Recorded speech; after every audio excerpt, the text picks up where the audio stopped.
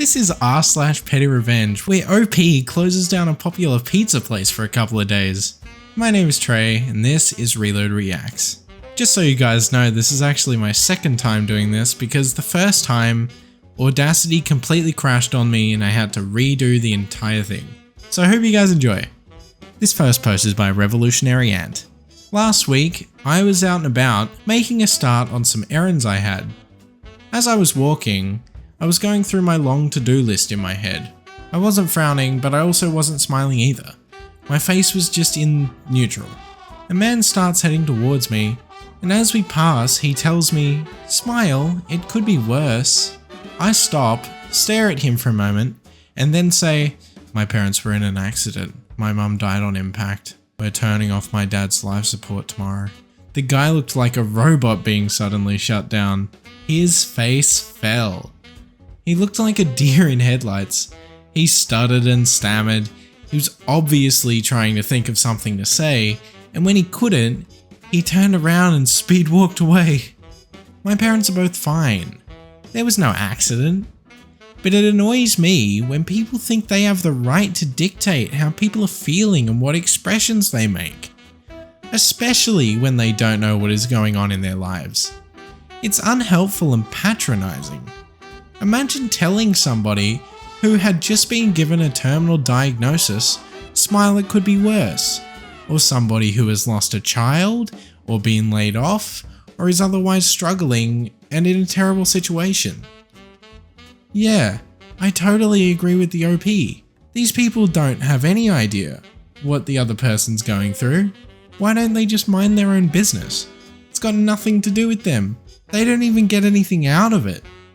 This next post is by I'm Babrini. So this happened a few days ago when I was at a grocery store.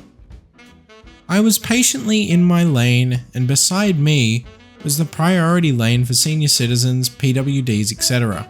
There were a couple of elderly people sitting on the chairs provided specifically for them while waiting their turn. Pretty normal setup. Now some guy casually walks up and cuts right in front of the seated seniors. You know, as anyone noble does. I speak up and say, "Hey, they're already in line."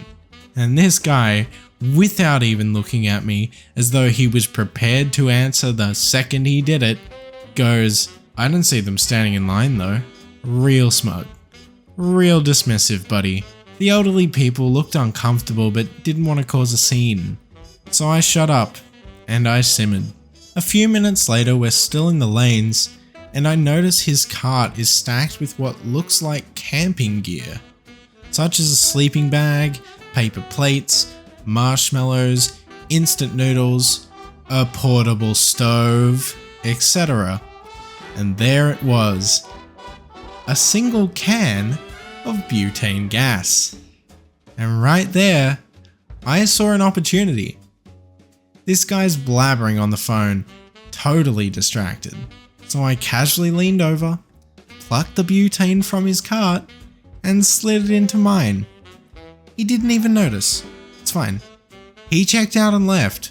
I paid for my stuff including his butane and walked away. Somewhere out there, this man arrived at his campfire, probably boasting about how smart and quick and noble he is. And when he tried to fire up that portable stove, no gas, no hot food, no coffee, just crunchy noodles and the sweet taste of consequences. Hopefully. Edit. Some stores where I'm from put up those plastic benches for priority lanes. Also, PWD means people with disability. You know, that's probably good. We don't really use that term over here as far as I know. I was actually gonna have to look that up and then edit it in. So I'm glad OP was able to tell me that. Now I don't have to look it up. Also, OP's kind of a goat for stealing his butane. What's he gonna do now?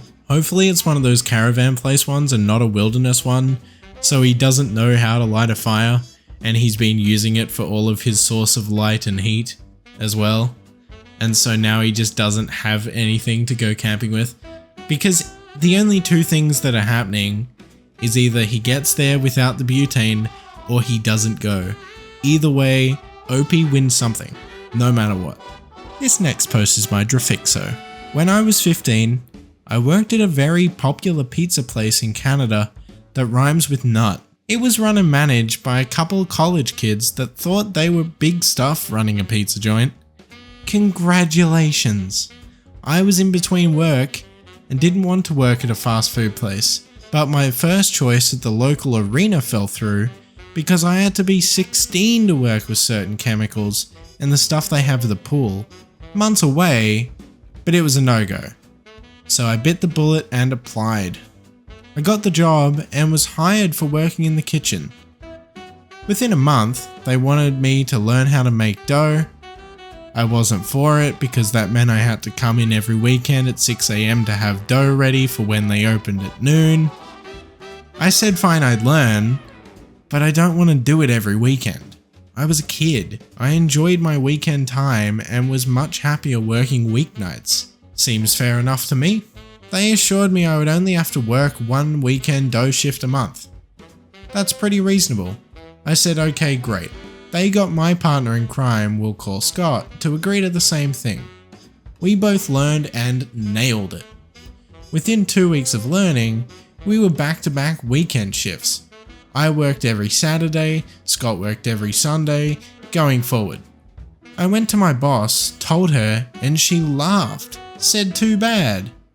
They all thought it was hilarious, the group of them. All servers were in their 20s. We were the joke of the pizza joint. They knew we needed jobs and wouldn't quit. Then I went home one Saturday and my parents said the arena had called and wanted me to come in for another interview. I went and was told I would be offered the jobs in 2 weeks, the day after my birthday. That's actually so exciting. I'm really happy for OP. I asked if they needed anyone else and they said yes. And so I told them about my friend Scott too and how he worked. He said to hand in his resume and he'd get it set up. Time for petty revenge. The next Saturday, I went into work and sat around and did absolutely nothing. I drank their chocolate milk and hung out in the booths of the restaurant, twirling my thumbs. They showed up for open and I was standing there, apron and name tag in hand. I quit, I said. My boss laughed and said, whatever, we were going to fire you anyways. What a healthy workplace dynamic, I must say. Then commented that if it were her, she wouldn't have showed up at all and screwed her over not making any dough. Idiot. I laughed and said, nah, I hung out all morning and made no dough, so you still need to pay me for my shift. Later, the look on her face was gold. She ended up having to close the store for the day because they had no dough made. Then to top it off, Scott repeated my quitting method the following day.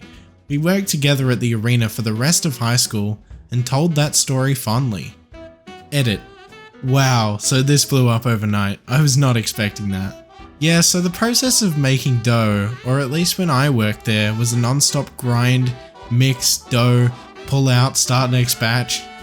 While it's mixing oil pans, portion out dough, put in pans, fill rack, and put in speed proofer for an hour, then cold storage, and repeat non-stop for 6 hours. On occasion, you could use day-old dough in a pinch, but it did not hold up and the pizza typically came out very flat. That being said, the boss there always kept the staff as thin as possible and would not have been able to run front of house and back of house at the same time to have made the dough on the spot. We were a small town at what was the busiest pizza place there. Friday evening, Saturdays and Sunday with the cheap buffet were crazy. This is actually funny as hell, because the boss already sounded so entitled and ridiculously toxic that I can totally understand why OP would do this. I don't know why more people at the place didn't do this. It's never fun being the laughing stock of your workplace. This next post is by Solid Wrongdoer. My neighbor is a typical curmudgeonly old man. By the way, if you don't know what that is, because I didn't either before I had to look it up, just means someone with a bad temper.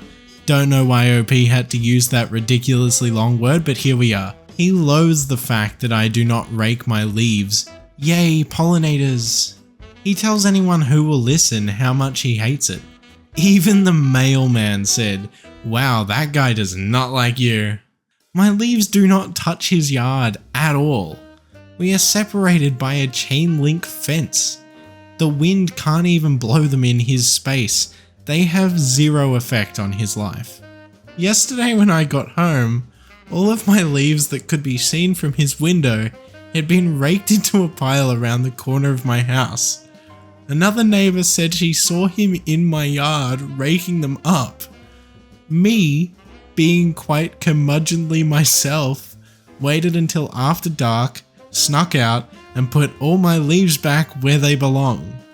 This morning the old guy walked outside for his morning smoke, stopped, stared, and started cussing. It was glorious. I have a couple things to say about this one. Just a couple things. Why? Why is this a problem? Why do you want leaves in your yard?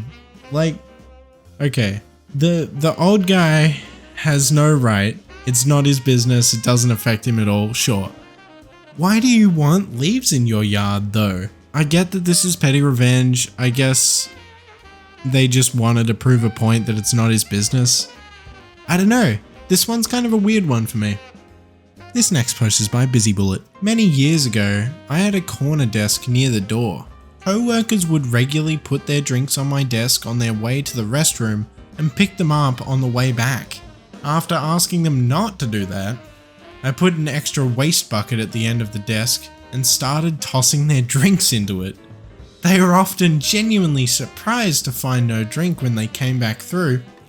I apologized and told them that I didn't know who left their trash on my desk, but that I needed my desk space to work. They also bumped into my chair while cutting through my work area. These things would happen multiple times a day, and it was always the same handful of people. It was so bad that if I were to roll my chair back 6 inches, I'd accidentally run into them. So that's exactly what I started doing.